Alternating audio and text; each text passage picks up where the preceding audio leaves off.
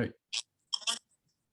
All right. Let me now introduce former Minnesota Gophers linebacker and now 2-0 MMA fighter, Bailey Schoenfelder. How are you doing, man? I'm doing well. Thanks for having me on. No problem.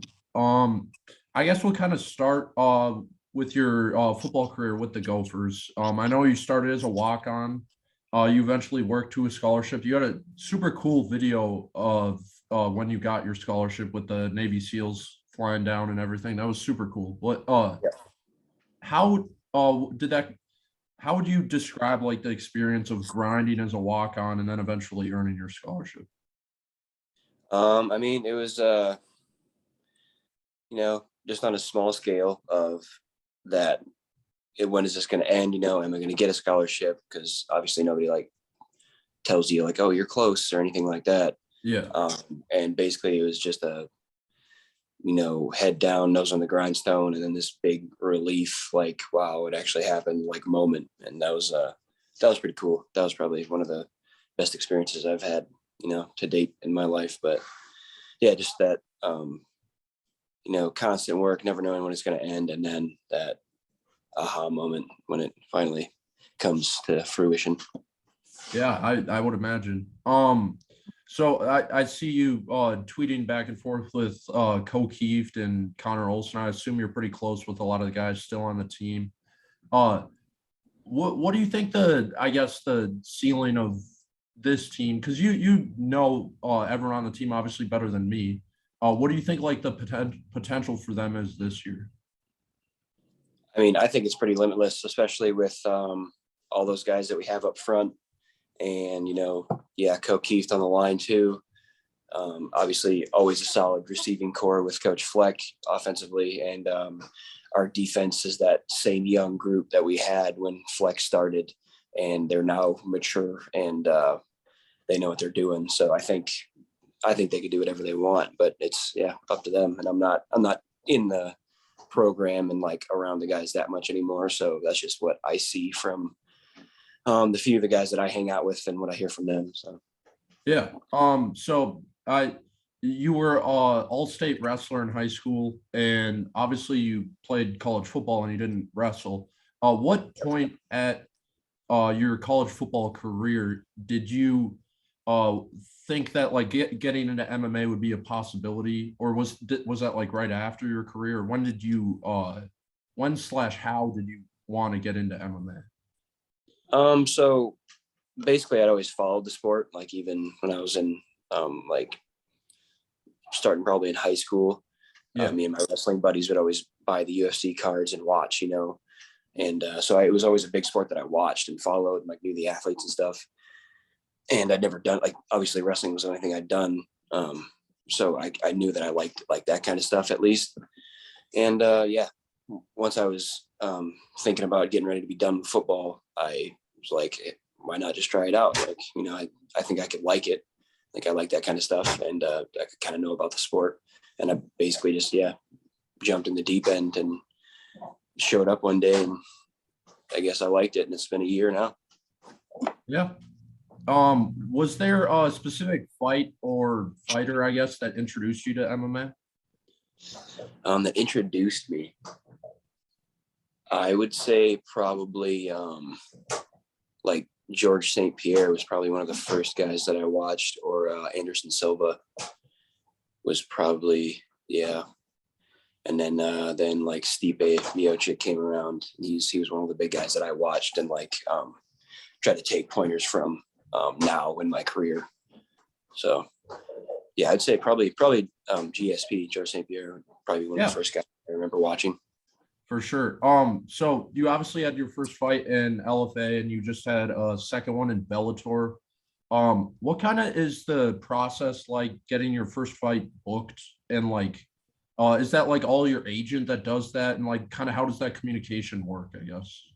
Yeah, for me it's pretty simple. Like I have an agent, and he does all the logistics stuff, which is really nice. So I can just train and focus on that. And I'm still in school, so that's nice. So I don't have to worry about lining fights up and talking with promotions and stuff. But yeah, he's got a team. They find guys that are a good fit, send them to me. Like, how's this guy? Like, you agree to this? And I'm like, yeah, let's do it. And then, yeah, they take it from there. So it's Yeah. pretty simple. Yeah, that makes sense. So now you're obviously between fights, and I don't know for sure, but you probably don't have a long-term contract with a promotion. What kind of is the like stage that you're in right now? Like, are you just wait? Does your agent like let you know if there's like an open fight, and then he gives you a date and an opponent, and if you want to do it or not, or how does that kind of work? Yeah, that's pretty much how it works. I just call them periodically, and I'm like, what's next? When are we going? Where are we going? You know, who are we going against? That's pretty much all there is to it. Right now, in my last fight, I broke my hand, so I'm still recovering from that. So it'll be probably January, February before I'm back for that. But Okay. yeah, so Yeah. it's yeah. So basically, yeah, I just call him up, and he tells me when and where and who. So Yeah, that makes sense. I'm always interested at like the training routine that MMA fighters go through. What does a typical like training camp that you're in now?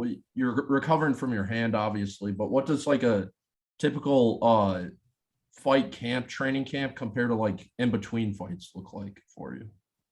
right. So for a training camp, I usually I try to do like 6 to 8 weeks, and in that time I bring down my like lifting volume. So I lift like 3 days a week, and then I think when I'm about 2 or 3 weeks out from a fight, I cut it down to 2. And all like throughout that time, I'm training twice a day, probably 5 days of the week, and then I go the other 2 days probably just once a day. And so I'm getting a lot more like training, technical volume, conditioning, like sports specific, and cutting back on my lifting. And then basically just invert that when I'm like off season, you know, out of camp. I lift more, try to get my weight back up because I always lose weight during camp. And, you know, go back through like a strength phase, then like a power phase in the weight room. And yeah, that's basically all there is to it. Yeah. That with your weight fluctuating, that's another interesting thing. Like when you're cutting weight day of the fight and stuff. You obviously only had 2 pro fights, but what is kind of like your fight night routine? Like after you wake up, I find it interesting because you fight obviously so late in the day, and it's kind of almost like a football game that kicks off at like 7 o'clock. So like, what's kind of your routine like throughout the day of a fight? Basically, I try to get up early and eat as early as I can, and then with so like with Sanford MMA, is usually the guys that I have with me at the fights. We as a team, we always go and do a shakeout the morning of the fight. So get a quick workout in, you know, get a blow, get your heart rate up, get your lungs moving, get your muscles moving, hit some pads, drill some technique, get that out of the way in the morning after I eat, and then basically just chill out, man. I try to keep my mind off the fight. You know, I know I have a tendency to like overthink things, and you just can't like dwell on it for that long because it'll burn you out, and then you won't be ready when it's actually time to fight. So yeah, I mean, play video games, watch TV. Yeah, just try to chillax as much as I can. Yeah. You mentioned Sanford MMA, which has grown into one of the bigger fight gyms in the sport. What's kind of the process of like getting involved with them? Do you just like approach them and say, I want to train here, or how does that kind of work? So I kind of had 2 different connections with them. I was originally connected with Logan Storley, who yeah, he wrestled here and he fights out with Sanford now. He's from South Dakota as well. So I was in contact with him. He put me in touch with the gym here in Minneapolis. And then so I had that contact, and then I got put in touch with my agent through my cousin. And he is obviously my agent he's affiliated with Sanford MMA as well. So I can have that double connection there. And then through them, they're like, let's bring you out and get a feel for it. I mean, I went out there. It was actually the first time I was there was a year ago today. And like, I was like a month into the sport, had no idea what was going on, and just went down there and got my butt kicked by some actual professionals. But yeah, I've been back before both my fights now, and it's awesome to be down there and train with those guys because they're the best of the best. Yeah. Last question, I'll get you out on here. I got into the sport of MMA watching it about like 2 years ago, and I feel like everyone loves to argue who the GOAT is. I know you mentioned GSP and Anderson Silva. Who would your GOAT be of MMA? Well, that's a tough question. I would love to say John Jones, but his out of the cage track record. I mean, if you're evaluating exclusively in the sport, I don't think anybody can argue against John Jones. I But agree with that. but His resume is unmatched. yeah, but everything else that he has going on in his life, especially even like recently, not the biggest fan anymore. I used to be a big John Jones fan. I would say GSP. I mean, Kamaru Usman's kind of like the new GSP. They're kind of doing the same thing. Yeah. I would probably say George St. Pierre or Anderson Silva. He was like 32-0 or something like that before he broke his leg. Yeah, I mean, I remember watching Anderson Silva's fights like back when I was younger, and it like just absolutely blew my mind.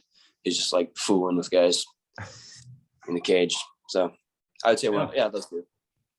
Well, I really appreciate you taking the time to do this. I'll definitely be rooting for you in your next fight. And yeah, thanks for coming on. Yeah, thanks for having me. I appreciate it.